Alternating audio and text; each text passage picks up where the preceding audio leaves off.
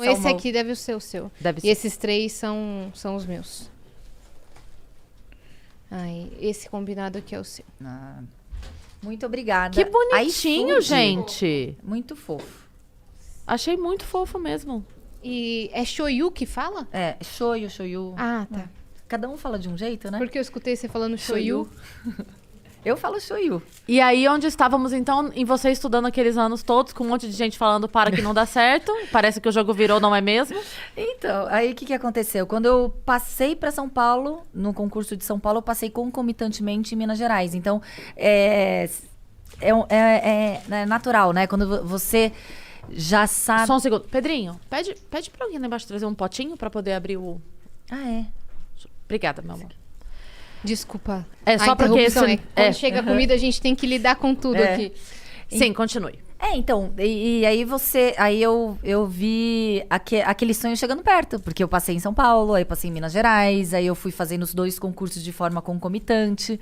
E aí Você eu foi tive fazendo os 2 fui. ao mesmo tempo. E aí eu tive a opção de escolher São Paulo, que é a cidade que eu tenho. A cidade não, o estado, né? Que eu tenho a minha família, meus amigos. Aí eu falei assim: não, vou ficar em São Paulo.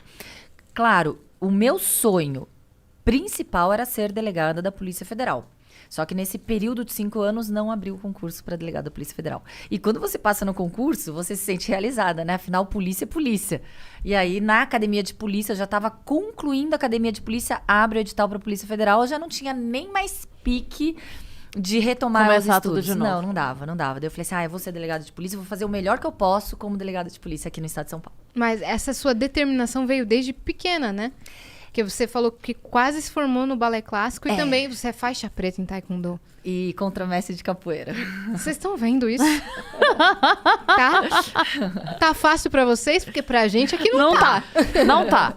Ah, Não, aí eu acho que tudo daí que é mais... você pegava pra fazer, Era, você ia até o fim. foi o condicionamento, né? A rigidez da educação do lado japonês. Afinal era a minha mãe japonesa, meu pai italiano, mas quem educa, não sei hoje. Hoje não, meu irmão tá educando o filho dele da mesma forma que a minha cunhada. Eles estão dividindo. E a minha cunhada fica muito brava. Quando ela vê os pais falando, nossa, o Marco é tão legal, né? Ele ajuda na criação. Ajuda não, ele é pai. Ele tá fazendo o papel dele de pai. A criação é igual. Exatamente. Ele está criando. Mas na minha época, 45 anos atrás, a educação vinha toda da mãe, claro, e aquela rigidez da educação japonesa, faz uma coisa, vai concluir, não existe desistir, O tem foco, que fazer né? o melhor que você pode, não é suficiente, nunca tá bom, tem que puxar mais, então... Você acha que aquela isso mais te educação. ajudou ou mais te botou uma pressão, assim... Eu não tenho como ter uma interpretação a respeito do se foi melhor ou pior. Eu não sei se o meu lado competitivo foi fomentado pela minha educação ou se só foi solidificado. Então, eu não tenho como saber. Para mim, é muito bom porque eu adoro ambiente de pressão. Quando eu tô sendo desafiada, eu tô sendo colocada em pressão, em xeque, eu tento me superar, entendeu? Eu não sou daquela pessoa que, eu não quero mais nada. Não, eu falei assim, agora eu vou conseguir. Então eu vou tentar 10, 20, 15, 100, 1000 vezes até conseguir fazer aquela situação.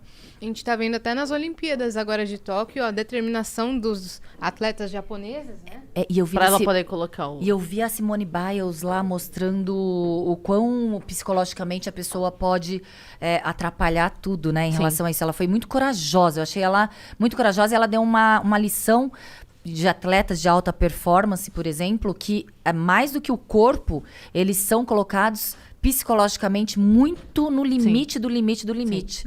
É algo assim, E a gente viu sobrenatural. também, em contrapartida, a Raíssa, de 13 Linda. anos, dançando antes de competir. Super sem pressão. Tranquilona, e lá assim, pá, e dançando. E a gente falava assim, gente... Ela se divertia, entendeu? Ela se divertiu, ela, assim, não é...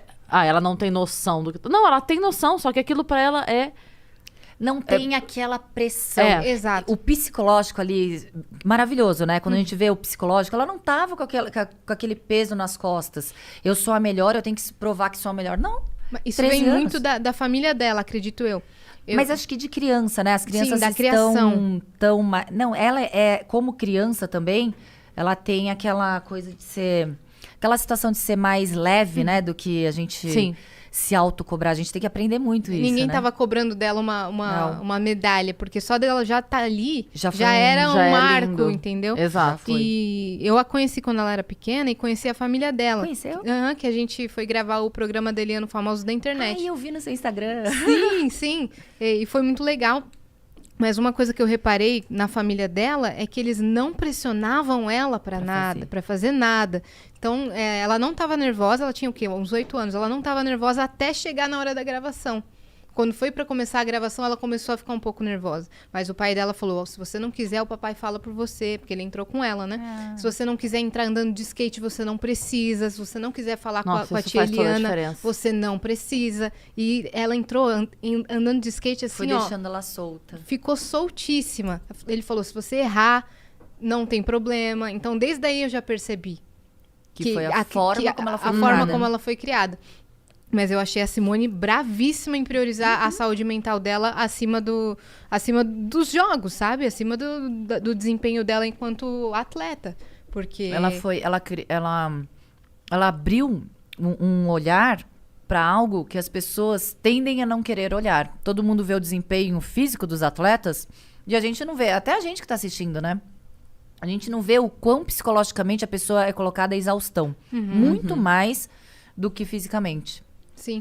Eu vi algumas pessoas falando contra ela, contra a decisão dela, de como isso fosse um sinal de fraqueza, de como em outras Olimpíadas outras atletas se arrastavam até o pódio. E isso não é vida, isso não é... Esporte é sinônimo de saúde. Isso é contra totalmente o que o esporte prega. Contra a saúde mental e física dos atletas. E sem contar que, assim, cada um sabe onde o calo aperta. Sim. Se pra outra, naquele momento, fazia sentido ela se arrastar pra ir até o pódio, pra ela fez sentido, Show. porque por uma realização pessoal, porque, enfim, por qualquer motivo que seja, e ela fez... Que ótimo e maravilhoso que ela tenha Exatamente. feito. Mas não dá... aquilo que a gente estava falando, o modelo de felicidade não é o mesmo para as pessoas, não tem como. Tem gente que é muito feliz trabalhando muito, tem gente que é muito feliz trabalhando o mínimo e ficando mais tempo livre. Cara, qual que é o modelo? Não tem modelo. O esporte é o garra se- também, então- dar o sangue também, mas saiba os seus limites. E quem respeite. disse que essa decisão dela também não trouxe pra ela uma carga pesadíssima pra ela carregar de cobrança, de julgamento, de... Né? Então, assim, beleza, a outra fez ali um esforço momentâneo e foi aplaudida depois. E ela fez a decisão contrária, ela tá sendo extremamente cobrada porque não teve... Então, não requer muito mais força dela, então, Eu pra achei lidar ela com isso, né? extremamente corajosa e é algo que a pandemia nos deixou também expostos a um problema que muitas vezes a gente não prestava atenção, que é o problema de depressão, de suicídio, psiquiátrico real. E quando a gente fala que o psicológico é algo mais é a situação mais importante para a gente determinar as nossas atitudes e ações, a gente tem, por exemplo, a polícia, o policial, todos sabem, né, que o estresse que o policial fica na sua atribuição, porque o policial é policial 24 horas, ele não sai, ele não tira a roupa, agora eu não sou mais policial, ele é obrigado a atuar diante de um crime, mesmo no seu horário de lazer, com a sua família, etc. Ele não pode se eximir da sua obrigação, do seu juramento. E eu não sei se vocês sabem, a gente tem um índice de suicídio dos policiais que chega a ser 5 vezes maior do que quando o policial está em confronto na sua atividade. Na atividade policial. Então, é um dado alarmante do índice de suicídio nas carreiras policiais. Não Morre só... menos policial em combate do que A por proporção tirar é a de própria vida. 5 vezes os policiais se suicidam. É 5 vezes maior do que quando ele está lá em confronto. Então, é algo alarmante não só na Polícia Civil, na Polícia Militar, na Polícia Federal. Então, a situação... E isso é pela pressão. Pela pressão, pela cobrança, pelo estresse. Você é um escudo, você é um anteparo entre o crime e a sociedade. Você está ali para ser o escudo real. Você vai lá em diligências, você vai cumprir mandados. Claro que você não sabe o que vai acontecer. A gente viu o que aconteceu agora esses dias, né? No cumprimento de um mandado de um feminicida, o policial foi morto. Vocês viram isso nos noticiários? Não vi. Eu não vi. Eram 2 policiais A Polícia Civil aqui do Estado de São Paulo, não sei se a gente vai ter oportunidade de falar, mas já vou falar um pouquinho. Tem A Polícia oportunidade Civil... de falar tudo que você quiser. Ai, que bom. A Polícia Civil do Estado de São Paulo, ela está abandonada. Os governos que passaram ao longo desses mais de 25 anos não priorizaram a segurança pública da população do Estado de São Paulo. Isso a gente sabe. A gente sai na rua temendo ser vítima de um crime. Seja um furto, seja um roubo, seja um estupro, a gente tem medo. E quando o governo anuncia, diminui o crime em São Paulo, ele pega os índices de homicídio. Ora, ninguém sai. Hoje eu estou com medo de ser vítima de um homicídio, a não ser se for o meu caso, que eu sou vítima de um stalking aí, depois eu falo pra vocês. A gente vai falar sobre isso. Mas hoje a gente sai, não é temendo ser vítima de um homicídio. A gente tem medo de ser vítima de um latrocínio, que é a morte porque estão te roubando, de um roubo, de um furto e etc. Então, quando a gente vê a manipulação de dados, a falta de investimento do governo na estrutura da segurança pública, a gente tem um déficit de policiais, de quase 14 mil policiais, que é um déficit muito maior do que tínhamos há 20 anos atrás. Não houve acompanhamento do crescimento populacional como houve uma diminuição da polícia. A gente tem, no estado mais rico da federação, os piores salários pagos aos policiais, de todas as carreiras. A gente tem também... São Paulo é o pior salário para policiais. O estado que mais arrecada, o estado mais rico. Mamãe falou disso. Falou, né? É. O primeiro é o Amazonas? O primeiro é Mato Grosso do Sul. Mato Grosso do Sul. Porque ele falou de algum estado, que eu não lembro agora, que ele falou, nossa, até tal estado que tem uma arrecadação baixíssima tem um salário maior do que... Rio Grande do Norte, Paraíba, qualquer estado. A gente tá no último. Acre, a gente tá no último ranking.